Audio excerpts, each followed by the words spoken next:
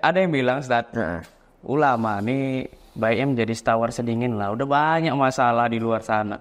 Jadi setawar sedingin aja lah. Gak usah memecah belah umat dengan pilihan paslon yang berbeda. Itu gimana tuh, Ustaz? Pendapat Ustaz? Jadi baik dia di 01, baik dia di 02, baik dia di 03, kita berhusnuzon saja. Semuanya ingin memanfaatkan kekuasaan untuk kepentingan umat. Kepentingan umat kalau ulama. Jadi sebenarnya kan ini isu yang sejak awal diciptakan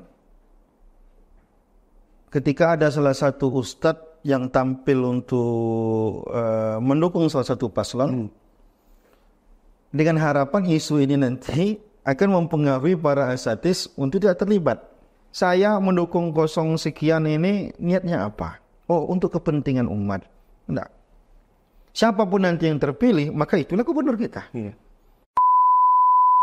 Bismillahirrahmanirrahim. Assalamualaikum warahmatullahi wabarakatuh. Waalaikumsalam warahmatullahi wabarakatuh. Alhamdulillahirrabbilalamin. Wassalatu ala nabi. Kembali lagi di acara podcast kesayangan kita dengan saya Faisal. New Podcast, jawaban untuk umum. Baik Bapak Ibu, Sobat New Podcast dimanapun Anda berada, kita sebentar lagi akan memasuki ataupun melaksanakan pemilihan kepala daerah di 27 November tahun 2024. Maka dari itu sudah selayaknya kita untuk dapat mempersiapkan diri agar kepala daerah yang kita pilih adalah orang yang tepat. Nah, sudah hadir di antara kita ini, di tengah-tengah kita narasumber yang istimewa Bapak Ibu, Sobat The Podcast. Kalau Bapak Ibu sebelumnya sudah menyaksikan video podcast sebelumnya, mungkin sudah tahu akan beliau. Beliau sudah membahas tentang bagaimana sih cara memilih pasangan hidup yang baik, yang tepat. Nah, sekarang kita akan bahas bagaimana cara memilih kepala daerah yang baik dan tepat pula. Margisal, mari kita sambut Ustadz Dr. Muhammad Hanafi LC MSy. Assalamualaikum Ustaz. Assalamualaikum warahmatullahi wabarakatuh. Piye kabar Ustaz? Apik. Apik wae Ustaz ya. Aman Ustaz? Terkendali. Alhamdulillah terkendali. Udah lama nih Ustaz enggak jumpa Ustaz nih Ustaz. Kemarin baru jumpa. Alhamdulillah kemarin udah jumpa ya. Ini Ustaz. Ya, untuk mengawali podcast kita pada hari ini, sebelum kita memasuki tema inti ya Ustaz ya. Okay. Bagaimana memilih kepala daerah kita nih secara tepat dan efektif untuk memimpin daerah kita 5 tahun ke depan nih Ustaz. Siap. Nah, pastinya kita harus memperhatikan kondisi dulu nih Ustaz. Nah, kondisi kita di Riau ini kayaknya tensinya lagi tinggi nih Ustaz, Pilkada Riau nih Ustaz. Sangat tinggi. Hampir ke tahap stroke. Masya Allah. Ini untuk masa bakti 2024-2029 ya Ustaz ya? 2005-2029. Oh, baik Ustaz. Nah, alhamdulillah gimana nih Ustaz? Pendapat Ustaz terkait tensi yang sangat tinggi nih Ustaz? Ya, bismillahirrahmanirrahim. Jadi memang kalau kita amati pemilihan kepala daerah Riau untuk kali ini memang bisa dibilang akan jadi sejarah lah bagi masyarakat Riau ini. Bisa sejarah baik, bisa juga sejarah buruk. Sejarah dalam artian memang yang paling heboh sampai saat ini Pilkada Riau ini ya tahun ini. Jadi kalau saya lihat memang kenapa memang heboh ya, heboh Riau ini. Saya tengok memang riak-riaknya luar biasa. Narasi-narasi banyak yang bermunculan dan banyak unsur-unsur masyarakat yang terlibat. Banyak unsur masyarakat yang terlibat. Yang diantaranya yang mungkin dulu tidak banyak terlibat adalah unsur di kalangan para ustadz. Ulama juga terlibat. Ulama dia levelnya ulama atau levelnya ustadz. Kita tengok di pilkada kali ini terlibat. Dalam artian terlibat dalam dukung-mendukung, sokong-menyokong, milih-memilih, wallahu a'lam apalah bahasa yang Emang boleh Ustaz ikut? Kenapa tak boleh? Kan itu pertanyaannya. Kalau ditanya memang boleh, kita balik bertanya, kenapa tidak boleh? Dalam Islam kan memang politik itu jadi satu tema besar. Dan tema politik itu adalah tema dalam salah satunya adalah dalam menentukan siapa yang akan jadi pemimpin. Jadi kalau ustadz terlibat dalam memilih pemimpin, jadi sebenarnya itu bagian yang tak terpisahkan. Karena kalau kita lihat dalam sejarah perkembangan ajaran Islam ini memang tak bisa dipisahkan antara politik dengan agama, dengan perkembangan keilmuan dan lain-lain. Baik. Jadi keterlibatan ustadz dalam politik itu sebenarnya bukan barang baru, tapi barang yang lama yang hari ini muncul lagi.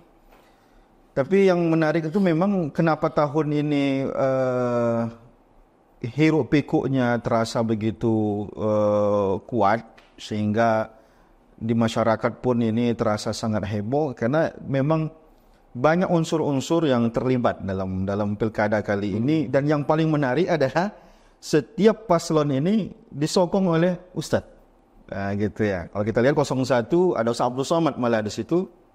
Nanti 02 nanti mungkin ada ustadz lain yang kita mungkin tak kenal atau gimana. Dan 03 juga kita lihat banyak juga ustadz-ustadznya. Gitu. Jadi ini berimbang lah, di setiap kubu ada ustadznya. Jadi sebenarnya keterlibatan ustadz di sini suatu hal yang menurut saya normal. Normal aja. Normal saja. Keterpihakan para ustadz di sini adalah sebuah hal yang normal menurut saya. Padahal kita lihat influencer bisa gabung, terus ada artis-artis juga bisa mendukung salah satu paslon gitu ya Ustadz ya. Ini ulama masa enggak boleh gitu ya Ustadz ya? Karena ini kan tergantung kita melihatnya dari sudut pandang mana ini. Cara berpikir seorang ustadz dan ulama itu kita harus berhusnuzon bahwa yang mereka inginkan adalah maslahat. Oh, baik. Jadi baik dia di 01, baik dia di 02, baik dia di 03, kita berhusnuzon saja. Semuanya ingin memanfaatkan kekuasaan untuk kepentingan umat. Kepentingan umat kalau ulama. Jadi kalau memang ada satu dua mungkin kepentingan pribadi, ya itu urusan dia dengan Tuhan. Tapi kita sebagai orang-orang biasa ini memandang keterlibatan ulama dalam politik, memandang keterlibatan para ustadz. Karena dari zaman sahabat pun keterlibatan itu ada terjadi gitu ya. Terjadi, di kalangan ulama, di kalangan sahabat, ya, keberpihakan itu ada. Tapi kita kan berhusnuzon bahwa keterlibatan ustadz ini adalah gimana caranya kekuasaan ini bermanfaat untuk agama, untuk umat. Tapi nanti bisa jadi ada yang memandang paslon ini lebih memungkinkan untuk untuk mendatangkan maslahat. Nanti mungkin ulama lain memandang ini lebih baik, ini lebih baik. Tergantung ijtihad masing-masing. Jadi itu perkara yang menurut saya yang dipermasalahkan oleh orang-orang yang memang terbawa perasaan dalam politik ini, dan dia menciptakan sebuah framing, sebuah isu bahwa seharusnya ustadz ini nggak boleh terlibat. Seakan-akan ini politik ini bukan urusan akhirat ini. Jadi politik ini digambarkan sesuatu yang negatif, buruk, sehingga seperti ustadz masuk diskotik jadinya. Padahal nggak begitu kan? Gitu. Kalau kita lihat bagaimana orang membahas masalah fikih dan segala macam, siasah kan bagian daripada fikih. Oh, ada bagian siasah. Siasah dia berpolitik itu bagian daripada pembahasan. Kan ada fikih daulah dan lain-lain. Dan itu ranahnya politik. Nah, jadi ustadz terlibat dalam politik ya normal itu. Ustadz yang tidak mau terlibat dalam politik, ya kita berhusnuzon bahwa dia zuhud, tidak mau terlibat dalam perselisihan dan lain-lain. Tapi ustadz yang terlibat dalam politik, walaupun tidak mencalonkan diri, ada yang mencalonkan diri, ada yang mendukung, kita harus berhusnuzon bahwa mereka sedang mencari wahana untuk menciptakan kekuasaan ini dijadikan sebagai alat untuk mendatangkan maslahat bagi agama, dakwah untuk umat dan lain-lain. Itu. Jadi jangan cara berpikir kita ini politik negatif nih, jadi usah nggak boleh ke sini ya. Itu sesuatu yang lumrah.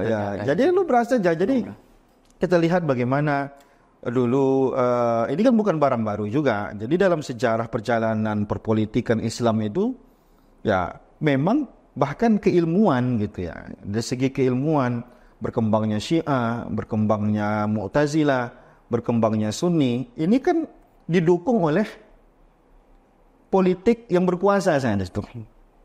Nah, mana penguasa, lalu nanti aliran agama mana yang dia pakai dalam kekuasaannya, sehingga nanti ada orang punya kepentingan untuk menyebarluaskan pikirannya, pemahamannya, alirannya gitu. Kita contoh misalkan ada orang hari ini dia adalah penganut Sunni, Ahlus Sunnah wal Jamaah. Maka dia pengen Ahlus Sunnah wal Jamaah ini di Riau menjadi aliran yang diakui, artinya dipakai di tengah masyarakat. Maka kan butuh kekuasaan. Nah, sehingga ustadz tadi itu dia punya misi sebagaimana orang yang punya kepentingan bisnis, orang punya kepentingan pendidikan, orang punya kepentingan macam-macam kan, punya kepentingan, karena kan ini kan barang kekuasaan ini kan nanti yang akan mengadvokasi semua kepentingan tadi. Maka orang yang beragama pun punya kepentingan juga. Saya orang yang mendai, saya punya kepentingan. Jadi ustadz ini punya kepentingan supaya kuasa itu bisa disetir gitu. Sebagaimana orang-orang pebisnis juga punya kepentingan bagaimana kekuasaan ini bisa disetir untuk kebutuhan bisnisnya. Gitu cara pandangnya. Oke, boleh, ternyata ada kepentingan asal maslahat untuk umat. Ini kan kejujuran. Ini kembali kepada kejujuran masing-masing. Kira-kira ustadz ini jangan-jangan dia memang pengen dapat kue, bagi-bagi kue di situ. Masya Allah, sampai ke situ. Itu bisa, itu kalau menurut saya pun kalau ada orang berjuang tapi jangan bawa agama gitu ya. Dia latar belakangnya ustadz. Lalu dia, kalau yang menang 01 misalkan, wajar nggak 01 itu menempatkan pada posisi tertentu orang yang memperjuangkan dia? Normal kan? Normal. Cuman kalau bawa-bawa agama, tentu nanti harus ada keikhlasan. Silakan minum dulu Ustaz, nampaknya udah haus. Alhamdulillah Rabbil Alamin. Ini temanya kok bisa panas ya? Ini panas ya? Kopinya mau yang dingin nih, jangan panas deh. Panas. Iya. Okay. Ada yang bilang Ustaz, ulama nih baiknya menjadi setawar sedingin lah. Udah banyak masalah di luar sana. Jadi setawar sedingin aja lah. Gak usah memecah belah umat dengan pilihan paslon yang berbeda. Itu gimana tuh Ustaz? Pendapat Ustaz soal gitu Ustaz? Kalau saya memang sebenarnya setawar sedingin ini kan perlu didefinisikan lagi. Iya. Karena setawar sedingin ini bukan kerjaan utama seorang ustaz. Pekerjaan utama seorang ustaz, seorang dai itu adalah bagaimana agama ini menyebar di masyarakat. Agama ini tersebar di tengah masyarakat. Ajaran-ajaran Tuhan masuk ke rumah-rumah masyarakat. Kan itu kan tugas utama seorang dai. Dia ngajak. Adapun setawar sedingin yang dimaksud bagaimana kita menyejukkan dengan dakwah-dakwah, penasihat-nasihat, ya itu bagian daripada itu. Tapi kalaulah yang dimaksud adalah inilah kerjaan ustaz, dia nggak boleh menyinggung masalah-masalah yang lain, berarti ini sama saja kita memperkecil sesuatu yang tidak bisa diperkecil. Menyekat air laut, kan tidak memungkinkan kita menyekat air laut. Ustadz itu fungsinya tidak sesempit menyejukkan hati masyarakat. Dan kalau kita tengok, memang ustadz ini pun punya tipikal. Punya kecenderungan, latar belakang, tipikal, bawaan.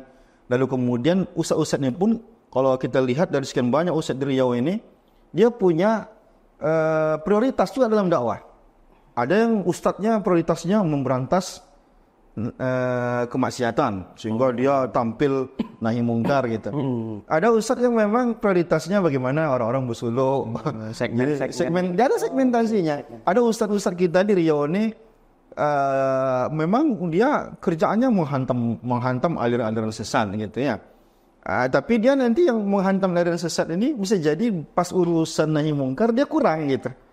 Karena memang tak bisa satu orang memegang segmentasi yang begitu banyak. Begitu luas. Itu luas. Ada ustaz kita yang memang terlibat dalam partai. Sehingga kecenderungannya ke politik itu sangat intens gitu intensitasnya. Ada ustaz ini yang memang anti ke politik. Karena dia tidak suka dengan siasat-siasat, karena politik itu kan kata orang Arab sasa ya susu siasah, bagaimana mengatur mengolah kan itu artinya. Jadi kadang butuh intrik-intrik dalam politik itu kan ada gitu, kadang bagaimana ini bisa begini nanti perlu ada strategi. Ada ustaz yang lurus aja bawaannya, jadi dia strategi itu menurut dia ini sesuatu kecurangan dan lain-lain. Jadi maksud saya gini, ustaz itu punya prioritas dalam dakwahnya. Ada ustaz ini prioritasnya aku yang penting bisa ngajar di pesantren udah. Ada ustaz ini yang prioritasnya aku ceramah di masjid-masjid. Ada ustaz ini prioritasnya memang dia pengen berdakwah di kalangan anak muda. Ada ustaz ini kan prioritasnya aku kalangan orang mau mati aja aku ceramahi. Ada nanti macam-macam. Jadi semua orang menjadi penyejuk di segmentasi itu. Kalaulah saya mendakwahkan anak muda, si Faisal ibaratkan pendai yang khusus orang tua, sama nggak cara kita menyejukkan mereka? Beda. Ketika saya berdakwah di politik, maka metode menyejukkannya tak sama ketika saya berdakwah di audiensnya adalah seorang pebisnis, kan gitu kan? Nah, jadi apa istilah Faisal tadi, setawar sedingin itu adalah kalimat yang terlalu umum. Yang di semua segmentasi butuh penawar dan sedingin itu gitu. Jadi nanti semua aspek-aspek itu tentu ada aura panasnya, butuh juga penyejuknya. Gitu. Jadi setiap orang berdakwah, maka kalau ustadz di bagian politik berdakwahnya, maka menjadi penyejuklah dia di politik itu. Ketika orang nanti dia memang berdakwahnya di bagian pendidikan, dia fokus bagaimana untuk mengembangkan pendidikan, maka menjadi penyejuklah dia di dalam pendidikan itu. Jika nanti ada orang menjadi pemerintah ataupun dia eksekutif misalkan, maka menjadi penyejuklah dia di dalam struktur pemerintahan itu. Itu setiap orang, setiap segmentasi itu ada setawar sedikitnya. Nah, jadi itu bahasa yang terlalu dipersempit. Itu jadi sehingga nanti orang otaknya pun akhirnya mempersempit makna. Asalkan orang dah keluar dari ini, berarti dia tidak jadi penyejuk lagi gitu. Jadi banyak sebenarnya segmentasinya, Ustaz ya. Ya sesuai dengan semua aspek kehidupan manusia itu butuh disiasati. Iya. Politik itu masuk dalam semua lini kehidupan manusia. Anak kecil aja malas pergi sekolah, dia harus mempolitikkan ibunya. Dulu saya malas pergi sekolah waktu SD. Saya berdoa pada Allah supaya hujan hari itu. Saya dari malam mudah berpura-pura sakit. Itu berpolitik. Gitu. Bersiasat gitu. Jadi hidup ini dengan siasat. Politik. Gitu. Jadi politik gitu, siasat. Nah, Ustaz, bukannya keterlibatan seorang ulama itu memilih salah satu paslon itu malah makin memperkeruh suasana, malah makin memecah belah umat di Riau ini, Ustaz. Gimana, Ustaz? Sebenarnya kan ini isu yang sejak awal diciptakan ketika ada salah satu ustadz yang tampil untuk mendukung salah satu paslon dengan harapan isu ini nanti akan mempengaruhi para asatidz untuk tidak terlibat. Tapi kalau kita lihat di mana letak salahnya seorang ustadz terlibat dalam kontestasi politik ini. Bahkan di Riau salah satu ustadz mencalonkan diri sebagai wakil gubernur. Apa bedanya dengan ustadz-ustadz yang mencalonkan diri jadi anggota legislatif? Malah nyemplung ya, Ustaz. Malah nyemplung di situ. Jadi sebenarnya tidak ada persoalan seorang ustadz melibatkan diri dalam dukung-mendukung. Adapun masalah pecah-memecah ini, apapun yang dilakukan itu tergantung orang menggunakan pisau ini untuk apa. Untuk memotong apa? Apakah dia untuk merapikan sesuatu, atau dia untuk meracik sesuatu, atau dia untuk memotong sesuatu? Sama dengan politik, ceramah saja itu bisa memecah belah. Saya saya ke masjid, lalu saya lihat bapak-bapak ada yang amaliyahnya, lalu saya salah-salahkan, ini masuk neraka. Itu pecah, cuma dengan ceramah. Kalau kita lihat orator itu dengan satu kalimat, itu orang bisa pecah. Jadi politik itu dia bukan palu untuk pemecah gitu. Cuman dia bisa digunakan untuk memecah. Gitu. Ibaratkan orang batu giling. Batu giling. Bisa kan untuk nokok paku? Bisa juga batu giling digunakan untuk nokok paku. Sekarang seperti itu juga politik. Politik digunakan untuk apa? Apakah digunakan untuk kemaslahatan umat atau digunakan untuk memecah belah umat? Cuman isunya politik ini dari awal sudah diisukan barang kotor. Image di masyarakat. Sehingga apa? Ustadz ini kadang kalau dia dukung sini berarti dia memecah. Ustadz itu harus menunjukkan keterlibatan. Ustadz yang menunjukkan keterlibatan berarti itu semuanya, Ustadz yang menunjukkan keterlibatan itu berarti dia punya hasil ijtihad. Politik itu ranahnya dalam Islam itu bab apa dia? Dia babnya akidah kah? Atau babnya fikih kah? Atau babnya akhlak kah? Dia masuk dalam bab fikih. Kalau bab fikih ini ranahnya ijtihad. Ijtihad ini fleksibel nanti hasilnya. Sebagaimana Imam Syafi'i, Imam Maliki, Imam Bali, Imam Hanafi, dalam satu persoalan dia bisa berbeda pandangan. Tapi yang boleh itu adalah perkara-perkara yang sifatnya ijtihadi. Nah, politik ini kan harus diijtihadkan, terutama bagian memilih pemimpin ini kan harus diijtihadkan setiap kali pemilihan. Karena orangnya kan beda-beda, keadaan masyarakatnya beda-beda. Sehingga saya sama Faisal, walaupun mungkin nanti satu perguruan, satu lembaga pendidikan, saya nanti dalam ilmu saya memutuskan bahwa si A maslahat untuk Riau, B dan C berarti ini tidak maslahat. Si Faisal ternyata punya cara pandang yang beda. Enggak, B yang maslahat untuk Riau untuk ke depan, A sama C ini bermasalah. Nah, sekarang pertanyaannya adalah, yang paling penting untuk dijawab adalah, saya sama Faisal siapa? Apakah saya dan Faisal ini orang yang sudah sampai ke level boleh untuk berijtihad dalam politik ini atau tidak? Iya.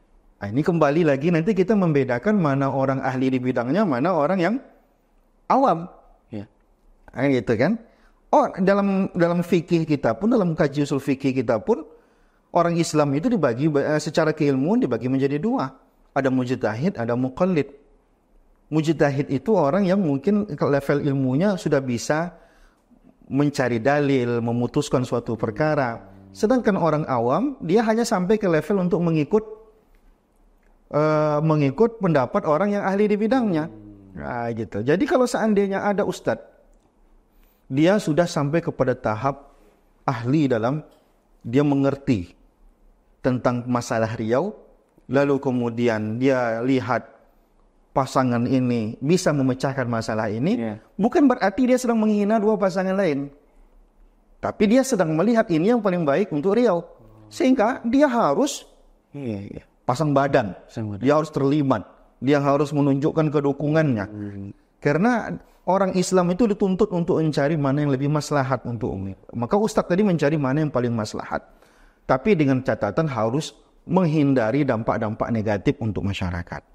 Nah, jadi keterlibatan seorang Ustadz dalam politik itu dalam upaya dia untuk menegakkan kebenaran, dalam upaya dia untuk mencegah nahi mungkar, dalam upaya dia untuk mewujudkan kemaslahatan. Jadi memang harus tampil. Nah, Adapun kali ini di Riau, kebetulan saja hampir seluruh ustaz punya pandangan. Adapun nanti walaupun tidak semua ustaz kita lihat pakar lah ya di bidang politik ini. Ada mungkin dia pakar tafsir, ada dia pakar hadis, tapi dalam politik dia nak pakar. Bisa jadi kan? Dia mungkin lama mengaji tafsir, dia lama ngaji hadis, tapi ketika ngaji politik dia awam. Bisa jadi orang yang ahli bisnismen bisa jadi dia adalah awam di bidang politik. Orang yang awam di politik bisa jadi dia ahli di bidang syariah. Semua orang kan sudah ada kepakaran masing-masing. Maka kata Allah, fas'alu ahla zikri. Jadi nanti kita serahkan kepada orang ahlinya. Maka ustadz yang sudah sampai ke level itu, maka dia menentukan pilihan dan dia berpihak. Gitu. Ada pun ustadz yang mungkin yang biasa-biasa, mungkin level ilmunya tidak cukup untuk di situ, dia menumpang ilmu kepada orang yang dia percaya dan dia yakini. Gimana Ustaz kalau misalnya seseorang awam ini tidak mengikut pilihan ulama tadi Ustaz? Ada konsekuensinya nggak Ustaz kira-kira Ustaz? Saya ulang lagi tadi sedikit begini. Kita ini kan harus sadar diri. Kita ini di level mana? Oke, kita di level mana? Kalau orang Arab punya pepatah, man takallama bi ghairi fannihi ata bil ajaib. Orang kalau mau ngomong bukan pada keahliannya, ngomongnya ajaib. Artinya akan aneh-aneh lah kesimpulan dia. Oke. Politik ini memang dia laris di kedai kopi. Kedai kopi. Di kedai kopi memang laris. Tapi sehingga ilmu-ilmu politik ini kadang ya secara teori yang di kedai kopi dengan kenyataan itu bisa jadi beda gitu. Kita tidak sedang menghina orang yang duduk di kedai kopi, karena orang-orang pakar juga banyak duduk di kedai kopi. Bagi orang awam, sama seperti beragama secara umumnya. Kamu tanya ke Faisal, Faisal kalau baca Quran, ngerti nggak apa yang Tuhan maksud? Belum tentu ngerti lah. Kalau tidak ngerti, jangan-jangan ya mungkin bacanya bisa, tapi terjemahannya, tafsirnya tak paham. Ada orang Iqra 2 aja tidak lulus dia. Gimana dia baca Quran, bagaimana memahami Quran. Sehingga Faisal ketika memahami Quran itu, apa yang Faisal lakukan? Perlu referensi. Dari berarti ahli. Dari ahli. Okay. Allah udah dudukkan masalah itu. Kata Allah, fas'alu ahla zikri in kuntum la ta'lamun. Bertanyalah kalian kepada orang yang ahli di suatu bidang jika kalian tidak tahu. Inilah cara beragamanya orang awam. Inilah konsep hidup beragamanya orang awam. Maka seorang awam, kalau dia menebak-nebak, masuk udah ke TPS, 1, 2, 3, 1, 2, 3 ya. Diambilnya paku itu lemparnya dari jauh. Benar pun pilihannya, secara teori dia salah. Dia udah berdosa dengan teorinya tadi itu. Kenapa dia berdosa? Walaupun benar pilihannya, teorinya salah. Kalau itu dilegalkan, maka orang hidupnya akan berantakan. Karena semua orang berbicara tidak dengan keahliannya. Maka dari tadi kan sudah saya kunci. Orang awam, dia harus menumpang pendapat kepada orang yang ahli di bidangnya. Baik. Jika tidak, nanti dia harus bertanggung jawab di hadapan Tuhan. Dengan pilihannya itu. Dalam ternyata. Saya tanya ke Faisal, apa konsekuensinya kalau pemimpin yang dipilih itu salah? Bisa jadi kebijakannya keliru Ustaz untuk... Yang rugi siapa? Yang rugi pasti... Yang pemilih atau masyarakat yang lain? Semua masyarakat akan merasakan dampak negatif, dampak buruk karena karena dia menang dengan satu suara yang salah tadi. Rugi dong gitu. Bukan rugi, tanggung jawab kamu di akhirat gitu. Karena gara-gara kamu orang mendapatkan kemudorotan, maka orang awam tidak boleh sembarangan. Orang awam tidak boleh sembarangan. Maka orang awam dia mesti menumpang pendapat. Kepada siapa dia menumpang pendapat? Inilah nanti membuat di masyarakat itu ada beda-beda pendapat. Faisal menumpang pendapat kepada Ustadz A, karena dalam keyakinan Faisal, Ustadz A ini adalah orang yang punya kompeten, punya keahlian dalam bidang itu. Bagi saya, Ustadz itu tidak begitu ahli. Bisa jadi nanti saya memilih Ustadz yang lain atau pakar yang lain, menurut saya dia lebih ahli daripada Ustadz ini. Nah, siapa yang kita ikuti dalam masalah ini? Itu yang menyelamatkan kita nanti. Artinya, dalam memilih tadi itu, karena kita tumpangkan kepada orang yang kita berhusnuzon dengan kemampuan dia, maka salah pun pilihan kita tak bertanggung jawab di hadapan Tuhan. Gitu. Itu konsekuensi bagi orang awam yang memilih tapi tidak mengikut pendapat yang ahli di bidangnya. Oke, baik, Ustaz. Dapat nemu deh ujungnya. Jadi di situlah mengapa seorang ahli itu dia mesti menunjukkan ijtihad saya A, ijtihad saya B, ijtihad saya C. Karena kita hidup di zaman profesor, guru besar bidang politik, ketika memilih suaranya tetap satu. Ketika ada bapak-bapak yang dari kecilnya tidak pernah sekolah, hampir-hampir gila udah. Jangankan politik, dia lupa nama dia. Disuruh ke TPS milih, satu yang suaranya. Satu juga. Aduh. Imbang sama profesor. Profesor tadi. Nah, sehingga ini awam, ini ahli. Adil enggak? Dalam masyarakat itu sebenarnya dalam sistem sekarang itu tak adil. Maka ya biar adil dia. Dulu kan kita MPR yang milih presiden gitu misalkan. Biar adilnya gimana? Adilnya adalah orang awam ini dia mesti menumpang pendapat kepada orang yang dia yakini kesolehannya, dia yakini berhusnuzon dengan ilmunya dan lain-lain. Jadi misalkan hari ini Ustaz Abdul Somad kita bilang. Ustaz Abdul Somad dari awal menunjukkan keberpihakannya kepada salah satu paslon. Bagi orang yang berhusnuzon dengan ilmu Ustaz Abdul Somad, silakan ikuti Ustaz Abdul Somad. Itu hasil ijtihadnya Ustaz Abdul Somad. Dia melihat kondisi masyarakat Riau hari ini, kebutuhan di Riau hari ini, siapa orang yang menurut dia pas untuk dia menangani Riau dalam 5 tahun ke depan. Nah, ketika nanti kita ternyata merujuknya bukan ke Abdul Somad, merujuknya ke orang lain, ini hasilnya beda. Dan itu fine-fine aja. Fine-fine aja gitu. Yang nanti tercela adalah ketika kita mencela pilihan orang. Dan pilihan orang itu padahal di cara memilihnya udah benar. Yang boleh kita cela itu adalah orang yang memilih dengan cara yang salah. Ini orangnya baik. Dia terlalu tampilan luar yang dia tak tahu seluk-beluk track record, dia tak pernah tahu tentang kapasitas, dia tidak mengerti tentang rekam jejak calon itu, sehingga dia memilih seperti kucing baju aja. A, B, C, D. A, B, C, D. Kayak ujian anak-anak yang udah putus asa di dalam kelasnya. Itu. Yang penting teorinya benar. Gitu. Nah, Zat, kami anak-anak muda di sini, Zat. Gak tahu lah milih calon pimpinan kepala daerah ini entah siapa. Tiba-tiba muncul aja 2 calon, 2 paslon. 2 paslon, 3 paslon, 4 paslon, bahkan 5 paslon kan. Yang sah itu kan cuma 1 kan, Zat? Cuman 1 suara. Kalau nyoblos 2 tentu nggak bisa kan, Zat? Ini baik nih. Ini baik, kita coblos 2. Nggak bisa kan, Zat? Kita harusnya pilih 1. Gimana lah caranya, Zat, agar efektif nih, Zat? Pilihan kita ini memang maslahat buat masyarakat. Teorinya adalah kalau memang anak-anak muda ini punya informasi cukup tentang politik, maka dia pertama sekali harus mengkomparasi antara perbandingan gitu. Antara paslon mana yang tingkat maslahatnya paling tinggi. Kalau si A dia jago di bidang ini, di bidang ini, dinilainya 70. Ternyata B, C tak sampai 70. Itu teori pertama. Baik, Ustaz. Komparasi. Dikomparasi. Atau dia sebaliknya. Ternyata di 3 tidak ada baik satu. Tidak ada betul. Gitu. Misalkan ini bermasalah semuanya. Maka dia ambil lagi teori yang paling sedikit dampak mudaratnya.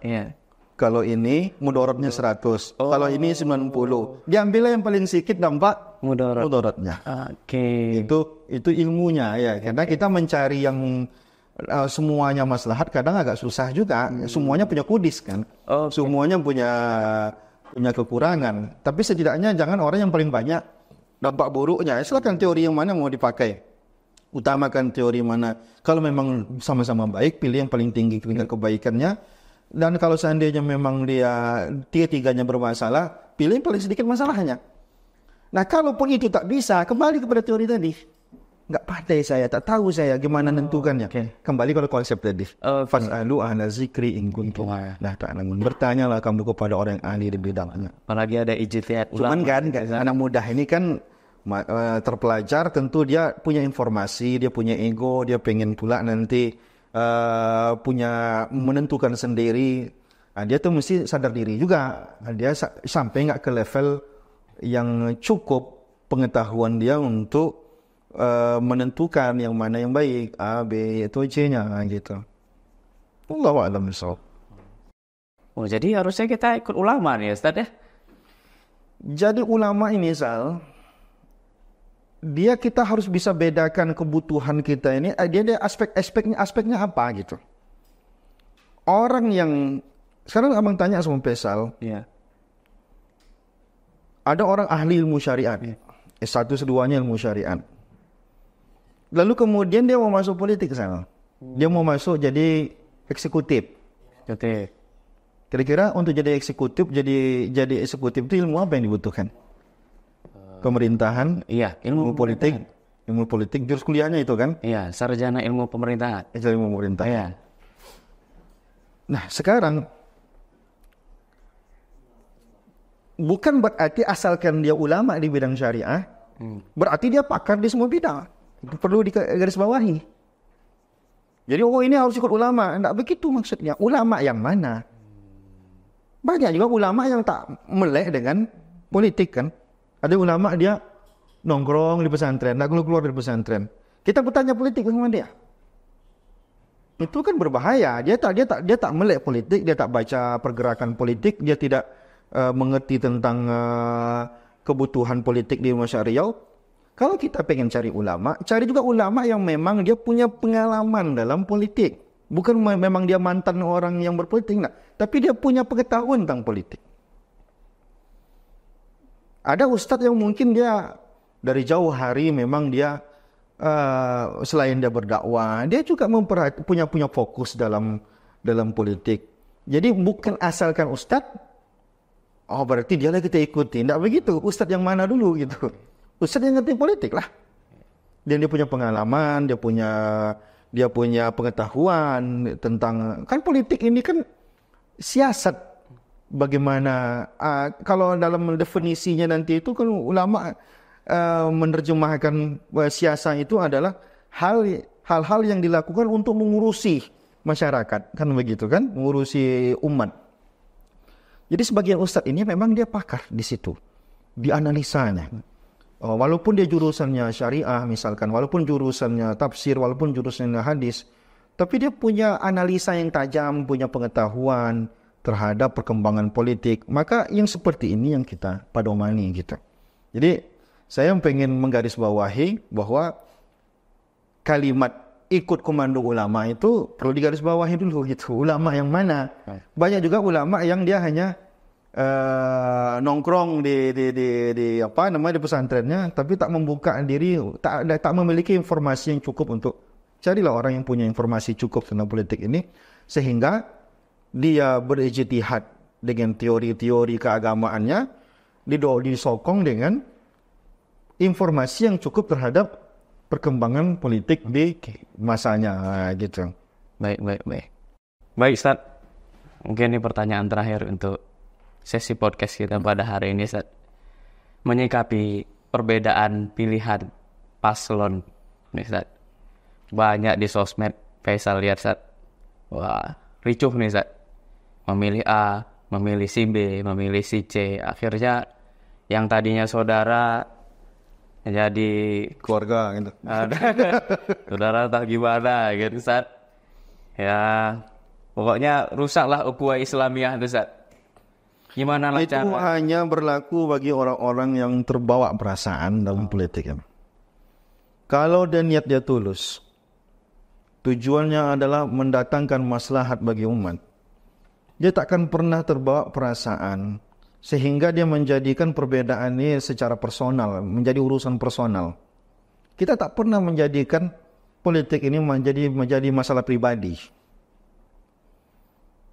Jadi dari awal itu konsepnya adalah semua orang berpendapat dengan keyakinannya, dengan hasil ijtihadnya, bukan berpendapat dengan perasaannya.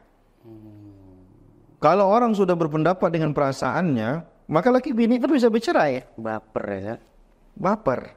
Tapi kalau orang tidak berpendapat dengan perasaan, tapi dengan ilmu, dengan teori yang benar dalam menentukan siapa yang dia pilih, maka dia tak akan pernah membawa masalah ini masalah pribadi.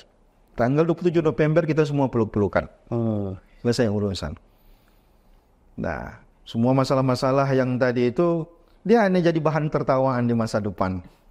Kalau niatnya tulus. Intinya, ini mesti dituluskan. Kita ini, saya mendukung 0 sekian ini, niatnya apa? Oh, untuk kepentingan umat. Enggak. Siapapun nanti yang terpilih, maka itulah gubernur kita. Kita silakan bertengkar pikiran sampai tanggal 27 November. Sampai 27 November nanti, semua pertengkaran pikiran itu kita hilangkan. Kita normal lagi di Riau ini. Kita jalin lagi. Jadi memang kita bersabar sampai 27 November, hidup kita terasa tidak normal. Karena semua kita akan berkelahi secara ilmiah, ya, berkelahi secara ilmiah. 01 nanti dia membranding personal calonnya, begitu juga 02, begitu 03, sehingga nanti mungkin 01 yang membranding personal calonnya, 02 merasa emang calon saya tidak seperti itu, sehingga terjadi adu narasi. Gimana kita mengelakkan adu narasi itu dalam pilkada? Tidak mungkin kita mengelakkan adu narasi, cuman jangan terbawa dalam perasaan, jangan keluar grup.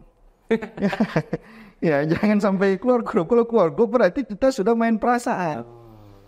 Dan saya selalu sampaikan ke kawan-kawan, kita ini kalau sudah 99% di grup itu orang milihnya 02, 01, ya udah nggak usah lagi kita berdebat di situ. Oh, ini cuma mencari sakit hati kita saja gitu. Gitu. Jadi intinya ini memang tak bisa kita hindari ada rusak sedikit perasaan. Dalam masa pemilihan ini ada batin yang sedikit tergores lah. Jadi itu normal saja. Itu penting niat kita karena Allah. Gimana nanti yang didapatkan adalah yang terbaik. Sehingga nanti siapapun yang terpilih, kalaupun tidak sesuai dengan pilihan kita, berarti kita tinggal berdoa pada Allah. Semoga dia dituntun oleh Allah untuk memberikan kemaslahatan bagi masyarakat. Kalaupun terpilih adalah yang kita pilih, kita bersyukur kepada Allah Subhanahu Wa Taala. Tapi belum tentu pula nanti dia memang sesuai dengan ekspektasi kita. Iya, bisa sen kanan belok ke kiri. Bisa jadi, bisa mending, gitu ya. Jangan sen kanan dia mundur dari ke belakang. Itu lebih kacau lagi. Jadi biasa saja. Biasa saja. Orang milih Pak Anies, milih Pak Prabowo. Begitu selesai pemilu, orang udah tak ada lagi persoalan. Inilah tawar sedingin. Ya kasihan tuh udah tempat keluar grup itu yang susah masuk lagi. Nah, itu dia. Baik, Ustadz, mungkin statement penutup dari Ustadz. Kata-kata penutup dari Ustadz untuk mengakhiri video podcast. Saya menutupi podcast kali ini mengajak kita semuanya beranjak dewasa. Ini pilkada ini bukan pertama dalam sejarah kita. Gesekan pasti muncul. Karena ada orang-orang jahat di luar sana yang menggunakan cara kotor. Apakah nanti money politik, apakah nanti kampanye hitam, black campaign dan lain-lain. Ada banyak teori kampanye yang tidak baik. Dan itu terkadang efektif. Karena dia efektif, maka sebagian orang akan menjadikan itu sebagai teori kampanye mereka. Sehingga orang-orang yang lurus tabung ini seperti kita ini kadang tersinggung dengan teori, dengan cara-cara seperti ini. Jadi ada orang memang berpolitiknya santun, ada orang memang berpolitiknya jahat. Itu nggak bisa kita pungkiri. Nah, maka kita di sini dituntut untuk berdewasa. Dewasa dalam berpolitik, dewasa dalam artian mari kita saling beradu narasi. dalam membranding calon kita masing-masing. Nanti tanggal 27 November siapa yang terpilih itu gubernur kita sama-sama. Baik, Ustaz. Itu closing statement. Baik, terima kasih Ustaz atas kehadiran Ustaz pada hari ini. Jazakallah khair, barakallah fiik. Diskusi yang menarik ya pada hari ini ya. Bapak Ibu, Sobat di Podcast dimanapun Anda berada, mungkin sekian video kita pada hari ini. Terima kasih atas segala perhatiannya. Mohon maaf jika ada yang kurang berkenan. Jangan lupa subscribe, like, share, and comment. Jangan lupa juga nyalakan tombol loncengnya untuk menerima notifikasi video-video terbaru dari kami. Kami seluruh tim pamit undur diri. Billahi taufiq wal hidayah. Wassalamualaikum warahmatullahi wabarakatuh. Waalaikumsalam. You Podcast, jawaban untuk pemain.